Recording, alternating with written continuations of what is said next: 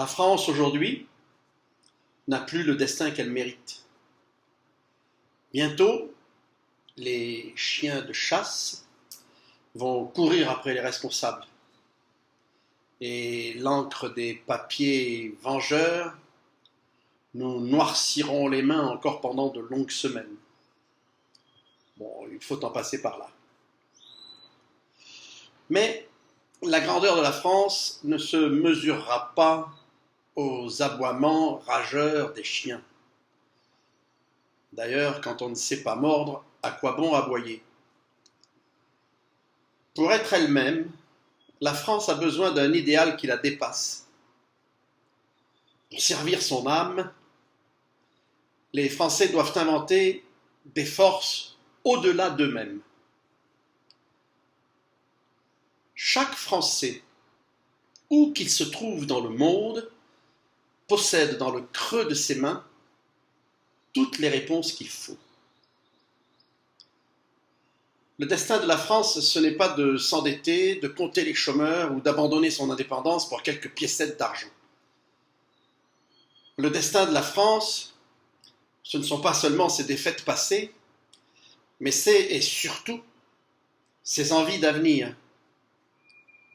Qui pourrait imaginer le monde sans la France?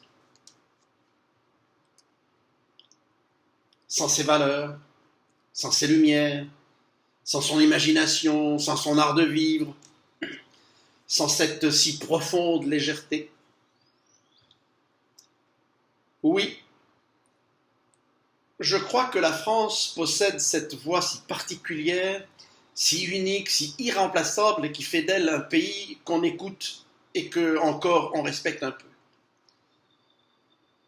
La France a une part d'universel. J'en appelle aux Français pour qu'ils abandonnent définitivement les femmes et les hommes qui n'ont que des promesses puériles d'un avenir plus radieux et obtenu sans effort. J'en appelle aux Français pour qu'ils décident résolument d'offrir à la France le meilleur de leur talent, leur rage d'avoir envie de porter des valeurs d'universalité qui nous ont coûté tant de vies par le passé et qu'il faut maintenant faire ressurgir du brouillard d'un monde sans âme. La France ne doit pas être un simple pion au sein d'une Europe gouvernée par des nations plus riches qu'elle. Elle ne peut pas abandonner sa fierté dans une espèce de petite génuflexion du côté des Amériques.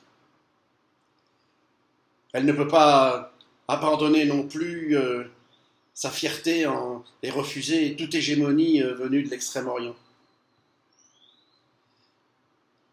J'en appelle à celles et ceux qui veulent proposer au monde une France renaissante, dotée d'une constitution universelle.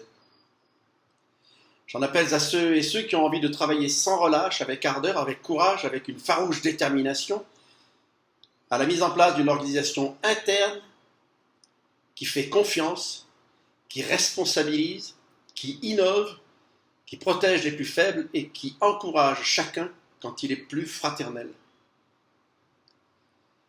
J'en appelle à toutes celles et à tous ceux qui veulent avoir le courage de dire non à l'argent pour l'argent, mais qui savent qu'entreprendre est avant tout une aventure humaine et que la liberté ni ne se vend ni ne s'achète. J'en appelle à celles et ceux qui ont envie avec moi d'inventer d'autres fraternités, d'autres chemins de respect mutuel. La grandeur de notre nation est bien au-delà de nous, mais la plus belle façon de la servir aujourd'hui, c'est de l'imaginer pour demain. À bientôt, merci.